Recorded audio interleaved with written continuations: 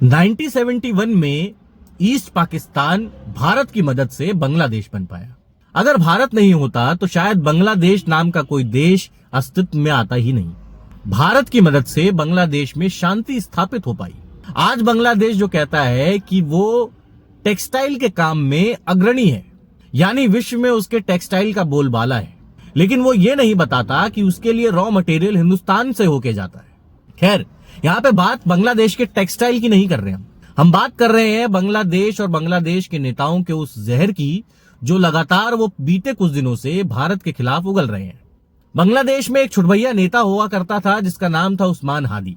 उसने कुछ ऐसे घटिया स्टेटमेंट दिए और वो स्टेटमेंट इस तरीके के थे कि भारत के नॉर्थ ईस्ट यानी पूर्वोत्तर राज्यों को भारत से काटकर अलग कर देना चाहिए। अपने ग्रेटर बांग्लादेश के सपने को सही साबित करने के लिए उस्मान हादी ने एक मैप लगाया सोशल मीडिया पे, जिसमें बांग्लादेश को एक बड़ा सा हिस्सा दे दिया और साथ में पाकिस्तान को भी एक हिस्सा दे दिया और भारत के लगभग सभी इलाकों के साथ काट छाट करके दिखा दिया।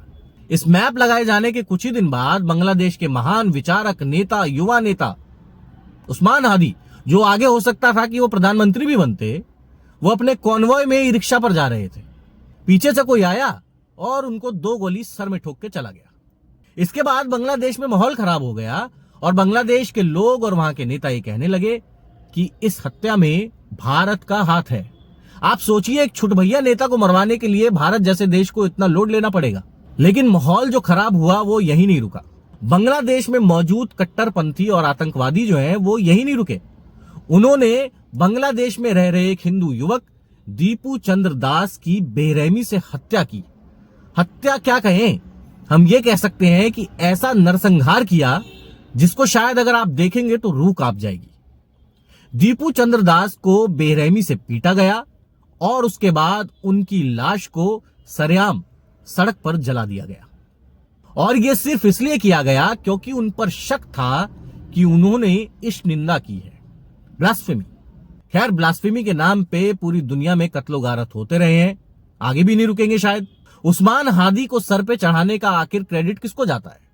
तो वो जाता है बांग्लादेश में मौजूद अंतरिम सरकार के मुखिया मोहम्मद यूनुस को, जो उस्मान हादी के जनाजे में जाते हैं और वहां पे भड़काऊ भाषण देते हैं। ये वही मोहम्मद यूनुस हैं जिन्होंने पिछले साल ही शेख हसीना की सरकार को गिरवाने के लिए एड़ी चोटी का जोर लगा दिया था। और शेख हसीना की सरकार को गिरवाने में उस्मान हादी जैसे प्यादों का एक बहुत बड़ा रोल था। लेकिन आखिर उनको फंडिंग कौन कर रहा है? आखिर क्या वेस्ट इसमें इंटरेस्ट ले रहा है या सीधा इंटरेस्ट अमेरिका का है? ये सब सोचने वाली बात है।